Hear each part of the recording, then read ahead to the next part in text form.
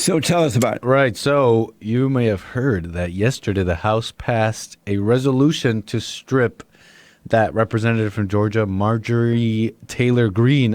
They stripped her of her committee assignments. And Marjorie is a Republican, right? Right. And okay. So they stripped her of her committee assignments, so she gets to vote on big things, but it strips her of a lot of her power, right? And so they stripped her of this due to some controversial comments. And she's a white woman, right? She's a white woman. She's white. Okay. Trump supporter lady, and it was due to controversial comments that she made in the past, right? And they're saying that these controversial comments, they range from supporting QAnon, we've talked about that a little bit, and to supposed conspiracy theories that she said about Jewish lasers from space starting the fires in the forest in California. And so they're saying that these controversial comments, that this is the reason why we need to strip her of her committee assignments, right? And so why and how are they able to do that to this one woman when most of the Democrats have said and still say nutty, crazy, just some of the worst things? Partly because Republicans go along with it. In fact, 11, so far the report is that 11 seem to have voted for this, you know? Republicans are so weak. That's why I say the Republican Party is dead in that there's no reason to vote for Republicans because they are not going to do anything. They are the Democrats. Hake reminded me this morning, this is kind of similar to, if you remember the representative from Iowa, Steve King. Yeah. He was supposed to be on the Judiciary Committee for Trump's impeachment, but they stripped him of his committee assignments because Republicans went along with the fact that he said extremist language when talking about, he said he was wondering when did white nationalism and white supremacy become offensive language? Yeah. He said that in some interview, and that was it. The Republican Party is no good. They go on TV and they talk about issues, pretend that they don't like what the Democrats are doing, but they go right in and vote with them against their own party, against everything, against America. They are no good. And the people they go along with are the sleaziest type of people. I mean, even in this, interestingly enough, in this resolution, the actual text of the like the actual House text that says this is why we're doing this and everything. Right. The resolution to actually strip her of her assignments literally doesn't mention a specific comment. It just says, in light of conduct she has exhibited. Like, we all supposed to already know that she's this crazy radical. But it just shows they don't adhere to truth, and like they just like to hide and obfuscate. So these are the type of people that Republicans go along with. I noticed that I wonder why the voters still vote for the Republicans. Other than Donald Trump, yeah, there is not one Republican I would vote for at this point. That's how I feel. But I feel like a lot of people, and well, before the Trump stuff, they're just like, I mean, we got to fight the Democrats somehow. But they always lose those. Right, because they're not fighting the Democrats. Right. The Republicans' representatives are not. But more on this story, if you want to see, I want you to see Marjorie Taylor Greene, she, ahead of the vote when they were voting to strip her, yeah, she made a defense of herself. And I just want you to hear her defense. Okay, this is from C-SPAN. Here's the soundbite. Decided to run for Congress because I wanted to help our country. I want Americans to have our American dream. I want to protect our freedoms. This is what I ran for Congress on. I never once said during my entire campaign, QAnon. I never once said any of the things that I am being accused of today during my campaign. I never said any of these things since I have been elected for Congress. These were words of the past, and these things do not represent me. They do not represent my district, and they do not represent my values. Here's what I can tell you. I am beyond grateful for this opportunity, and I'll tell you why. I believe in God with all my heart, and I'm so grateful to be humbled, to be reminded that I'm a sinner and that Jesus died on the cross to forgive me for my sins. And this is something that I absolutely rejoice in today. Amazing. So, Nice. right? It's like, that's kind of That's nice. amazing. That's kind of nice. No It's wonder like, they want to get rid of her. I mean, whatever criticisms you have of Hooper and Holler or this or that, but I mean, that's pretty decent, right? Like, Nice. that's what she's about. And we'll get into like the comments and stuff, which you could maybe say, oh, it's a little kooky. But I mean, come on. This lady's on there talking about Jesus and her sins. Is really. They have a woman that's part of the Department of Justice, and she's the head of Kristen Clark. Yeah, she's the head of something The called Civil Rights? What? The Civil Rights Department? Department of Civil Rights or something. Part of the DOJ. What? There's no such thing as civil rights, by the way. And this woman accused the police of killing folks in the streets or something. She was okay with the riots. She, in talking about the riots, she was just like, that the reason that they're out there every day is because we're sick of seeing black people die.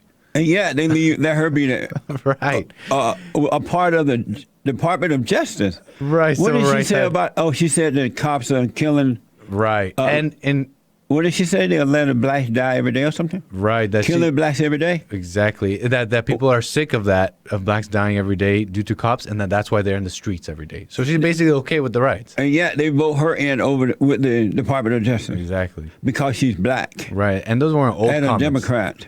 Those weren't old comments because I know that Tucker was talking about her comments back in, I believe, in school. I forget what school she went to, but her dissertation in university was about how black the race is superior to whites. What a double standard. But yeah, that's the kookiness that we allow versus the kookiness of Marjorie Taylor Greene, right? Amazing. And you know, Kamala Harris was okay with the Minnesota Freedom Fund, which bailed out violent people, like criminals in Oh Minneapolis. yeah, I remember that. What an evil, another nasty, evil woman. The Squad, AOC, like we can go on. Yeah. Even just even Nancy Pelosi, like people who are supposed to be your moderate Democrats are totally just hate America. And how much more radical can But you yet get? the Republicans don't censor them. No. What a mess. In fact, leftist media is pointing to this particular clip from July of Taylor Greene, right? And they're saying, no, see, she still supported Q during 2020, even though she said she was over it. And it was a clip of her defending Q. Well, she was against this resolution that condemned Q. And she's like, why are you guys okay with passing this resolution and won't pass one against Black Lives Matter and Antifa? Yeah. It's just like, where's she wrong about that? This is from the Daily Mail? Right. Okay, here we go. I want to tell you about a resolution that was passed by the House of Representatives today. And this resolution, House Resolution 1154, is condemning QAnon and rejecting the conspiracy theories it promotes. That is what this resolution is about. However, here's why I have great concern. The House of Representatives, led by Nancy Pelosi, has yet to pass a resolution condemning communist Antifa and Marxist BLM.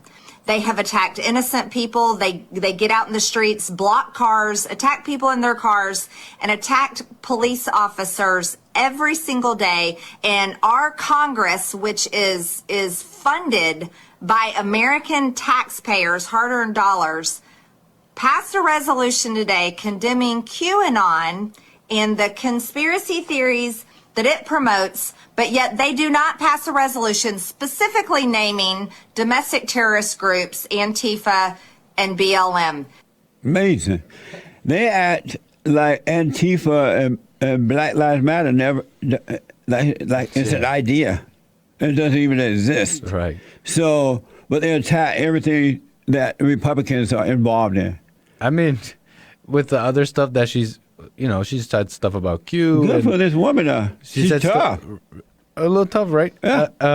And I've heard about her comments about Q and 9/11 and stuff like that. But still, even with that, it's like I kind of would rather her on my side than anybody else, right? But I just wanted to quickly say, even though all these comments that they're saying that she said, and I believe there's truth to that, you have to admit that these people are not honest. These people that say that are like accusing her of these things, Right? They're not the honest. worst of the worst. In fact, this New York Mag article, it says GOP congresswoman blamed wildfires on secret Jewish space lasers. This is one of the more outlandish claims against her, that she said that Jewish space lasers are starting fires in the forest. But it's just, these people are so not honest, because here's the Facebook post that they point to. And nowhere in the post does she say Jewish space laser. What she basically points to is she goes on this huge rant. This is from 2018, this Facebook post. And she goes on this huge rant about how, like, the Rothschilds, which is, I believe they're Jewish family, but the Rothschilds, they have money in these, like, space companies. And it was they put in money at a weird time when the fire started. And she makes all these connections. They're a little kooky. I mean, you know, people say about you, it's like, where are you getting your money? Oh, you must be funded by Jewish people or something, right? But they don't have any proof of that, right? Right. They just say it. Right, they just say it. So she goes on this huge rant where, I mean, there may be some truth to it. I don't like calling people conspiracy theorists because a lot of the time those people have facts. But she makes all these connections that you can probably say it's a little out there, but nowhere does she say Jewish space lasers, right? So it's like, these people are not honest. What is, I have, before this woman came about, before she started running, Right. I had never heard of her or something called Q. Q unknowing. Right, What is QAnon. it? Q unknown. So what exactly is it? Is it an organization? Is it a person? Q Is is it a an movement. idea of It's what? like a movement, right? And the whole QAnon is a movement. it's like a movement, right? And it's a movement of which concerns Trump supporters and basically patriots that really Q people, they more often than not love the country, right? They're What does usually- QAnon mean? Right. And so, well, Q is it a- supposedly a person, right? Oh, Q is Q- supposedly a person or a group of people that are in the government, right? And that they were with Trump and they supported Trump. And what Q, whether this Q was a person or a group, is supposedly is that this Q was informing us, the citizens, the people, of stuff going on behind the scenes in the government. And so Q is a person that allegedly worked for the government. And it's a he or informed. she. I don't know.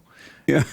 And this Q person is informing the public about what's happening behind the scene in the Right. government. And Okay. claims that Q would make about the government and about the world at large would be, you know, something smaller, like little things like, yeah, Trump is fighting for us. He's doing these good things, to bigger claims like a lot of the people high up in power are pedophiles, or this or that person is about to get arrested. I promise you. A lot of people believe this stuff, and you can from just me explaining Q, you can kind of tell how you can be, because anybody could say they're Q online, right? You could tell how you could like fool people with this stuff. So there's different varying levels of misinformation. So I'm being told that anon means anonymous. Right. Oh, okay. Anonymous. And so if it's anonymous and it's just one person working in the government, how is it a movement? Because the movement is that people believe that there's things going on behind the scenes that we're not told, that there's power structures in the world that is being revealed by these Q people. For example, that there's an elite pedophile class ruling the government, Hollywood. But how is that a movement by other people believing it? No one is taking action. It's not like a group of people taking action. Maybe right? I'm misusing the and word marching movement. in the streets or anything. Maybe I'm misusing the word movement, but I don't know the word to describe it then. But does it make sense what I'm trying to say? That's what Q is. It's basically, I don't want to call it, it's like a theory that they're being informed by someone that's deep in the government of the things going on behind the scenes. So Chris says the movement is the people that follow QAnon. Right, yeah. Yeah. And so it's the people that, when they hear this information, they believe it. Right. And they tell somebody else, and somebody else says, oh, I got it. Exactly. And But James is saying there was a ton of them in live chat during Trump rallies. Okay. And so you can it's a bunch of people who believe conspiracy stuff, and they all talk about it together. Exactly. Okay. And they believe there's varying levels of this, and you know, there's been some pretty outlandish claims that never came true, and they believed it. And so you could say what you want about the Q stuff, right? And it's a little kooky, but most of these people that support Q are generally decent people. They're just at least they support the country. They're against pedophilia. Like, you know what I'm saying? Like, it is a little kooky to believe things without really knowing for yourself. Did we hear any talk about QAnon during while the Great White Hope was in office? Yeah. They used to. But not to the level it is now. Now it's like whoever talked about Q, you're a criminal. You're the terrorist type person. You're the person who would be okay with an insurrection at the Capitol. When you talk about them, Now that's how they talk about them. amazing. That's how they talk about the Q people now. I remember hearing about it during the Trump's presidency, I don't remember. but it hearing wasn't that talked about. I only hear about it now because they're attacking this woman about it. Exactly. But so Q is a one person that worked for the government named Q. From what I know, it could either be a person or a group of people, but they all call themselves Q. And so is that short? Q is short for someone named? I don't know. What the? Q Anonymous. So where are the men standing up like this woman? You make a good point, and I'm seeing Marjorie go through her thing, and I've seen her Facebook rants and all that. It's just like, it's such a like, it's like she's a decent lady, I think, at least in most ways, loves God and the country. But I'm wondering, it's like, I wonder if a man were in this position, would he do it in a better spirit without being so out there, or, How is she out there? in some ways, like for example, those Facebook rants that they point to, it's like maybe they're not done in the right spirit. Is she any more or less out there than Kamala Harris and all these radical black Not even women? close. Not even close. And that's not even close. And do they call Kamala Harris and others out there? No, they don't. But why are they calling her out there? It's easy. They just go along with it. It's easy to call her that, I guess. And so why are you calling her out there? What I mean by out there is, I'd rather a man be in this situation because definitely. I'd rather a man be in the situation, both in what she's saying in Congress and all that, and in trying to deal with the opposite side that they say that is not outlandish. Instead of calling Kamala Harris out there, they call her queen. Yeah, right. It's insanity. Amazing. Yeah, but that's what's going on with They call Kamala Harris queen and call the white woman out there. Right. What the? Right. This world gone crazy. Grandpa, tell me about the good old days. An amazing story. Right. I hope this lady hang in there. No, same. Me too. Are there people in the Republican Party supporting her? Yeah. Representatives that are standing with her? There are people who are defending her. Steve King came out in defense of her. He knows what that's like to have your committee assignment he spoke stripped. out. Right. Right. How about anybody that's a representative now? I believe even Kevin McCarthy did. I don't know. He might have gone back on it. I saw something about it. I have to go find out. But I believe he was defending her, at least up until the last point. He might even still be defending her. Oh, okay. And you know what's even interestingly enough, someone else came out in defense of her. Liz Cheney actually defended her, but it was funny what she said was that Liz Cheney is an idiot. But she defended. She shouldn't even be in there. But what's funny, she need to go home and sit down and shut up. Right. But Republicans don't like her. But what's funny is that then why didn't they get rid of her as leader? The rhinos, they don't want to stir the nest. But what's funny is that her defense of Green, Liz Cheney's defense of Green, she was saying that she was talking to the Republicans that they have to stay unified and that we shouldn't go after one another. And I wonder if she's thinking about herself while she's saying that. You know what I mean? Oh, yeah. You know what I mean? Kevin, I've been told by James of the Hake Report that Kevin condemned her, her comments, but did not vote against her. Right. That's what I saw. Oh, I knew yeah. there was something there. What That's the Congress right now. So very interesting times. Thank you, Nick. no problem. Amazing. Amazing. And don't forget to like, follow, tweet, subscribe, and share the Jesse Lee Peterson radio show, folks. We really appreciate it. We are at war. It is a spiritual battle for the soul of America. And it's going to take all of us to do it.